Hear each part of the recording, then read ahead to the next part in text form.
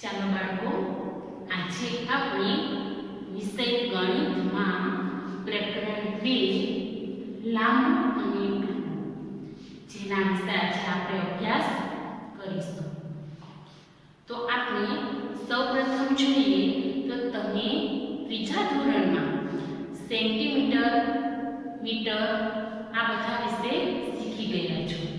તમને સ્કેલની મદદથી માપતા પણ આવડતું હશે. તો હવે આપણે આ ચેપ્ટરમાં જોઈએ. તો અહીં મેં આવા પોઈન્ટ કરેલા છે, બિંદુ કરેલા છે. આ બિંદુના આધારે તમારે અનુમાન કરવાનું છે કે કયા બિંદુ દૂર છે અને કયા બિંદુ નજીક છે. તો સૌપ્રથમ આપણે જોઈએ, અહીં એ બિંદુ આપેલું છે, અહીં સી, ડી, અહીં આપેલું છે એક બિંદુ, અહીં જોઈએ તો જી બિંદુ આપેલું છે, અહીં ઈ બિંદુ આપેલું છે અને અહીં બી બિંદુ આપેલું છે. તમે આના પરથી કહી શકો કે કયા બિંદુ છે એ દૂર છે અને કયા બિંદુ છે એ નજીક છે. તો આપણે જોઈએ તો તમને કયા બિંદુ સૌથી નજીક દેખાય છે, કયા બે બિંદુ એવા છે કે જે સૌથી નજીક છે. તો તમે અનુમાનના આધારે કહી શકો કે સી અને ડી છે આ બિંદુ સૌથી નજીક છે. હવે તો કે એનાથી થોડા વધારે દૂર કયા બિંદુ છે. તો તમે અહીં જુઓ અને કહી શકશો કે એ અને સી અને એ અને ડી આ બંનેમાંથી આનાથી થોડુંક વધુ દૂર હોય એવું એ અને સી છે. હવે આપણે જોઈએ કે સૌથી દૂર કયા બે બિંદુ આવેલા છે. તો અહીં આવેલા છે એ થી જી છે, બી થી જી છે, એફ થી જી જોઈએ, ડી થી જી જોઈએ કે ઈ થી જી જોઈએ. આમાં તમે અનુમાન કરી શકો કે કયા બે બિંદુ સૌથી દૂર આવેલા છે. તો અહીં આપણે જોઈએ એફ થી જી કરતા અને એ થી જી કરતા બી થી જી સૌથી દૂર આવેલા છે. તો બાળ મિત્રો, તમને દૂર અને નજીક જે બિંદુ છે એના વિશે તમે સમજ મેળવી. હવે આવી જ કાંઈ સમજ તમારે પાઠ્યપુસ્તકમાં મેળવવાની છે. પાઠ્યપુસ્તકમાં તમને પ્રકરણ 2 માં શરૂઆતમાં જ એક ચિત્ર આપેલું છે અને આ ચિત્રમાં આવા જ તમને બિંદુ કરીને આપેલા છે. પણ આમાં તમારે અનુમાન કરવાનું છે કે કયા બે બિંદુ વચ્ચે કેટલું અંતર હશે. ધારો કે અહીં સી અને ડી તમને આપેલા છે, તો તમારે અનુમાનના આધારે કહેવાનું છે કે આ બે બિંદુ છે એની વચ્ચેનું અંતર 1 સેમી છે, 2 સેમી છે કે 3 સેમી છે. સ્કેલનો ઉપયોગ કરવાનો નથી. તો હવે જોઈએ આપણે પાઠ્યપુસ્તકમાં પ્રકરણ 2. હવે આપણે પાઠ્યપુસ્તકમાં જોઈએ પહેલા કે બિંદુઓ એકબીજાથી કેટલા અંતરે આવેલા છે. એટલે કે અહીં તમને કેટલાક બિંદુઓ આપેલા છે. અહીં તમને કેટલાક બિંદુઓ આપેલા છે. જ્યાં ટપકા છે એને શું કહેવાય તો કે બિંદુઓ. અને આ બધા બિંદુઓને કેપિટલ અક્ષરે નામ આપવામાં આવ્યું છે. જો આ બિંદુ પાસે જે કેપિટલ અક્ષર છે તે બિંદુનું નામ છે. જેમ કે આને વંચાય બિંદુ ઓ, બિંદુ ડી, બિંદુ બી, બિંદુ એલ, બિંદુ ઈ. આ રીતે તમે આને વાંચી શકો. હવે અહીં પહેલો પ્રશ્ન આપણે જોશું કે કોઈ પણ બે બિંદુ વચ્ચેના અંતરનું અનુમાન કરો. અનુમાન એટલે કે અંદાજ લગાડવાનો છે તમારે. પહેલાં તો તમને ખબર પડવી જોઈએ કે કેટલું માપ હોય ત્યારે 1 સેમી થાય અને કેટલું માપ હોય ત્યારે 2 સેમી થાય. આ રીતે તમને સેમીનું માપને અંદાજ હોવો જોઈએ. તો કોઈ પણ બે બિંદુ વચ્ચેના અંતરનું અનુમાન કરો. તે કેટલા સેમી છે તે લખો અને હવે તેને માપપટ્ટીથી માપો. તમે સાચું અનુમાન કર્યું. તો આપણે સૌપ્રથમ એ પ્રશ્ન જોઈએ. તો અહીં જુઓ તો પહેલાં સૌપ્રથમ આપણે લઈએ બિંદુ ઓ અને ડી.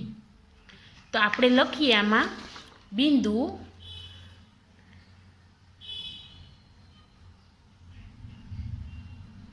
બિંદુ O અને ડી. બિંદુ O અને ડી. તો તમે વિચારો કે એ બંને વચ્ચે કેટલું અંતર તમને દેખાય છે. તો આશરે તમે જોતા જ કહેશો કે 1 સેમી અંદાજિત અંતર એ આપણને દેખાય છે. 1 સેમી. હવે અંદાજિત અંતર લખ્યા બાદ હવે આપણે એને સ્કેલ વડે માપીશું. તો સ્કેલ વડે હવે આપણે માપ લઈએ. તો બાળમિત્રો, તમારે આવી સ્કેલ લેવાની છે જેમાં તમને નંબર સ્પષ્ટ જોઈ શકતા હોય, આ કાળી લીટી પર તમને સ્પષ્ટ દેખાતી હોય. તો આપણે માપ લેશું. તો તમારે આ 0ની જે લીટી છે ને પહેલી, તે તમારે બિંદુને બરોબર અડીને રાખવાની છે. હવે જુઓ, આ રીતે સ્કેલ રાખો એટલે 1ની ઉપર જેટલી લીટી છે એટલા પોઈન્ટ કહેવાય. તો 1.2 સેમી આવ્યું. સાચું અંતર એનું શું છે? તો કે 1.2 સેમી. જે આપણે જે અંદાજિત અંતર લખ્યું હતું તેની આજુબાજુનું જ માપ આવ્યું છે. હવે તમે આમાંથી કોઈ પણ બીજા 2 બિંદુઓ લો. તો આપણે લઈએ બિંદુ બી અને બિંદુ ઈ. ચાલો લઈએ બિંદુ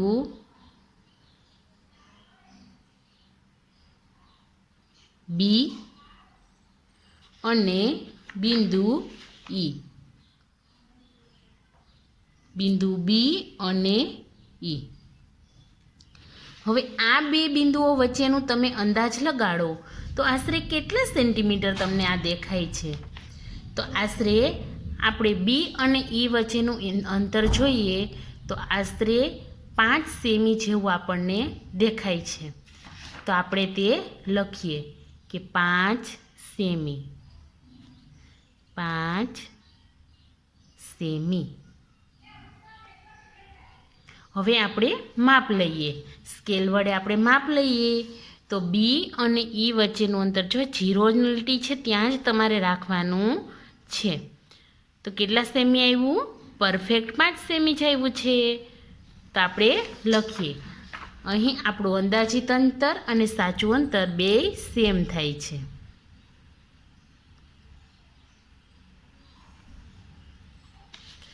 હવે કોઈ પણ બીજા 2 બિંદુઓ લઈએ. તો આપણે લઈશું બિંદુ O અને બિંદુ M. બિંદુ O અને બિંદુ M.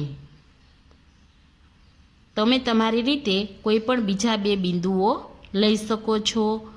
બધા બિંદુઓ વચ્ચેનું અંતર, અંદાજિત અંતર અને સાચું અંતર તમારે મેળવવાનું રહેશે, જેથી કરી તમને આવડી જાય. તો બિંદુ O અને બિંદુ M, આ બંને વચ્ચે તમને અંદાજિત અંતર કેટલું દેખાય છે? તો ચાલો O અને M વચ્ચે આપણે અંદાજિત અંતર લખીએ. આશરે 9 સેમી. આશરે લખીએ આપણે 9 સેમી. 9 સેમી લખાઈ જાય પછી આપણે એને માપીશું. તો આપણે માપીએ.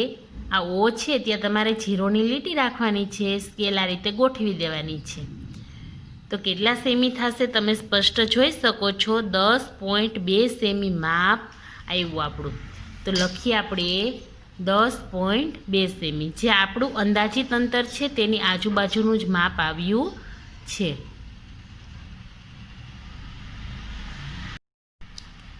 હવે આવી રીતે બીજા કોઈ પણ આપણે 2 બિંદુઓ લઈએ.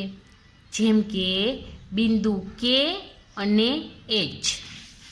બિંદુ K અને H. K અને H. બિંદુ K અને H વચ્ચે આપણે જોઈએ તો કેટલું આપણે અંદાજિત અંતર જોઈ શકીએ છીએ? K અને H વચ્ચે આશરે 7 સેમી જેવું અંદાજિત અંતર છે. તો આપણે લખીશું 7 સેમી. હવે આપણે માપીએ તો કે અને એચ વચ્ચે આપણે માપીએ. પહેલાં તમારે કેની પાસે આ 0 રાખી દેવાનો છે. તો કેટલું માપ આવ્યું છે તો કે 6 સેમી, જે આપણા અંદાજિત અંતરની આજુબાજુનું જ માપ છે, 6 સેમી. હવે બીજા કોઈ પણ બે બિંદુઓ લઈએ, જેમ કે બિંદુ બી અને બિંદુ એફ. બિંદુ બી અને બિંદુ એફ. બિંદુ બી અને એફ. હવે ચાલો બાળકો જોવો જોઈએ કે બિંદુ બી અને એફ વચ્ચે આશરે અંદાજિત અંતર કેટલું દેખાય છે તમને. આશરે 7 સેમી જેવું અંતર આપણને દેખાય છે. ચાલો હવે આપણે માપીએ કે બિંદુ બી અને એફ વચ્ચે કેટલું અંતર છે. તો 0 થી રાખી આપણે આ રીતે માપવાનું છે. તો 5 નથી આવતું, 7ની ઉપર કેટલા લીટા છે તો 1 2 3 અને 4. તો શું આવશે 7.4 સેમી. કેટલું આવશે 7.4 સેમી. હવે આ રીતે તમારી રીતે તમારે પ્રયત્ન કરવાનો છે અને આવું કોષ્ટક આગળ વધારવાનું છે. તો અહીં તમારે કોઈ પણ બીજા બે બિંદુઓનો ઉપયોગ કરી અને તેનું અંદાજિત અંતર અને સાચું અંતર તમારે શોધવાનું છે. અહીં બીજો પ્રશ્ન જોઈએ કે કયા બે બિંદુઓ એકબીજાથી સૌથી દૂર છે? તમારો જવાબ ચકાસો. તો અહીં આપણે માપ કર્યું હતું એમાં પણ, અને તમે જોશો તો પણ તમને ખ્યાલ આવશે કે બિંદુ ઓ અને એમ છે તે આટલા બધા બિંદુઓમાંથી સૌથી દૂર છે. હવે બીજો પ્રશ્ન કે કયા બે બિંદુઓ એકબીજાથી સૌથી નજીક છે? તમારો જવાબ ચકાસો. તો અહીં નજીકના બિંદુઓ આપણે જોઈએ તો ઓ અને ડી, એફ અને એમ. તો આ બે બિંદુઓ છે. પછી સી અને કે છે. તો આપણે એનું માપ લઈએ અને જોઈએ તો ઓ અને ડી વચ્ચેનું માપ તો તમને ખબર જ છે કે 1.2 સેમી એનું માપ આવ્યું હતું. હવે આપણે એફ અને એમ વચ્ચેનું માપ લઈએ તો 1 આપણને 1 સેમી જેવું માપ દેખાય છે. તો આપણે લખી શકીએ કે બિંદુ એફ અને એમ છે તે એકબીજાથી સૌથી નજીક છે. હવે અહીં જોઈએ નાની રેખા. તો એમાં શું આપેલું છે કે અકબર એક પ્રખ્યાત રાજા હતા અને તેમના દરબારમાં તેમનો ચતુર મંત્રી બિરબલ હતો. બિરબલ હતો એ અકબર રાજાનો મંત્રી હતો, અને બિરબલ હતો એ કેવો હતો તો કે હાજર જવાબી. ગમે તે પ્રશ્ન પૂછો તો તેનો જવાબ તેને ખબર જ હોય. એક વખત અકબરે તેને એક કઠિન પ્રશ્ન કર્યો અને તેમને ભોંયતળિયે એક રેખા દોરી. જુઓ અકબરની રેખા તમે અહીં જોઈ શકો છો કે એ અકબર એવી નાની રેખા દોરે છે. હવે અકબર બોલે છે કે બિરબલ, અહીં દોરેલી રેખાને તું ભૂસ્યા વગર નાની કરી આપ. હવે બિરબલ તો ચતુર હતો. હવે તેને શું કર્યું? ભૂસ્યા વગર રેખા નાની થાય નહીં. તો તેને શું કર્યું? તો તેને આવી મોટી રેખા, જે અકબરની રેખા હતી એના કરતાં એને મોટી રેખા દોરી અને અકબરની રેખાને નાની કરી આપી અને કહ્યું કે લો હવે તમારી રેખા નાની થઈ ગઈ. તો આ હતી નાના મોટાની સમજ. હવે ચિત્રમાં જુઓ અને સમજાવો કે બિરબલે રાજા અકબરની રેખા કેવી રીતે નાની કરી. તો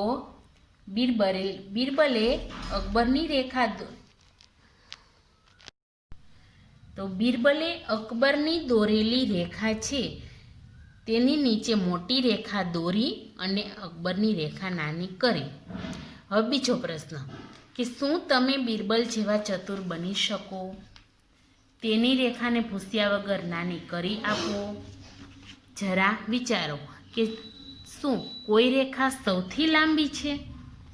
તો તમે પણ બિરબલ જેવા ચતુર બની શકો અને તેણે દોરેલી રેખા છે તેના કરતાં મોટી રેખા દોરી અને તમે એની રેખાને નાની કરી આપો. કદાચ તમને બિરબલ આવી રેખા આપે તો તમે પણ એનાથી મોટી રેખા દોરી અને તેની રેખાને નાની કરી આપો.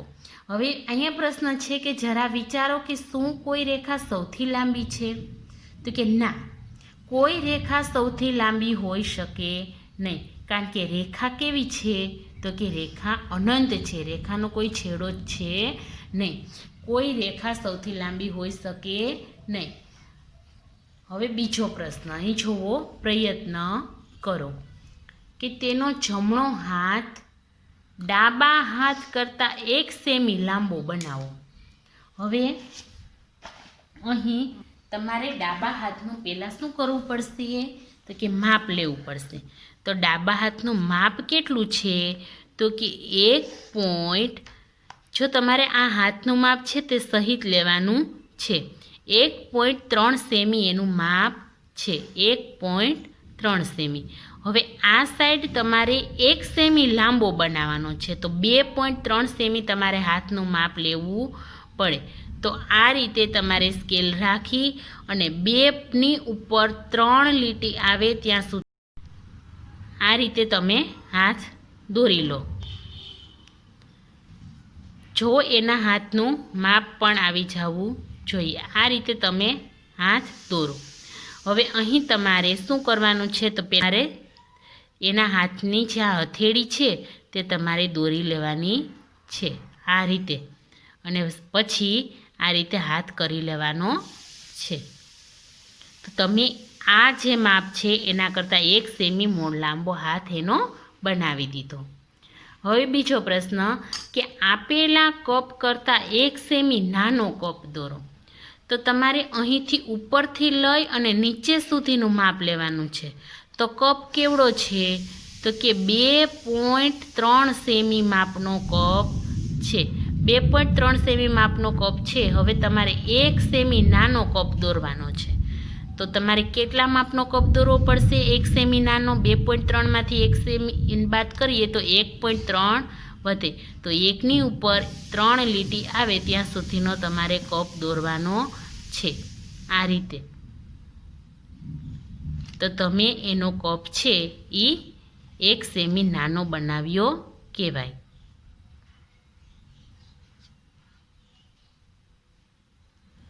હવે આ રીતે તમારે કપ દોરી લેવાનો છે. આપણે માપ સહિત નીચેના માપ સહિત લીધું છે એટલે તમારે નીચે આ રીતે કરી લેવાનું છે.